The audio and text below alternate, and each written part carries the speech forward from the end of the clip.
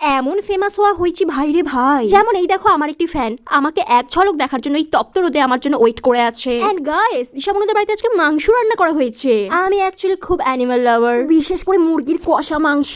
Voice দিব কি রে, মুখের দিকে বন্যা লেগে গেল। সো আমি দিশা বোনকে একটা ছোট্ট পাত্র দিয়ে পাঠিয়ে দিলাম আমাদের বাড়ি থেকে মাংস আনার জন্য। ও তোমাদেরকে আমি আরেকটা বিশেষ সূচনা দিয়ে দিই, রিসেন্টলি অ্যাকাউন্ট বানানটা চেঞ্জ করা হয়েছে, যেটা আমি আজকে আমার ভাইয়ের চ্যাট দেখে জানতে পারলাম। আমার ভাইকে কিন্তু তোমরা যেমন তেমন একদমই ভেবো না, কারণ এই ছেলে বিশ্বের অন্যতম ফ্রি ফায়ার ছাপড়ি হিসেবে অস্কার পেয়ে সম্মানিত হয়েছে। লেটস পাতালি গাইস, পাতালি। এন্ড দেখো জামাতে একটা রক্তের দাগ দেখতে পাচ্ছ।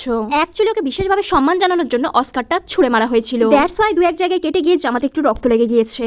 এখন যে কথাটা বলবো এটা কিন্তু একদমই হাসিন না, আর যদি হেসে ফেলো না তাহলে ঠাকুর পাপ দিবে। এই সর্প মহারাজ আমাদের বাড়ির পেছন দিয়ে প্রস্থান করছিলেন, আমি গিয়ে সোজা ভিডিও করতে লেগে গিয়েছি।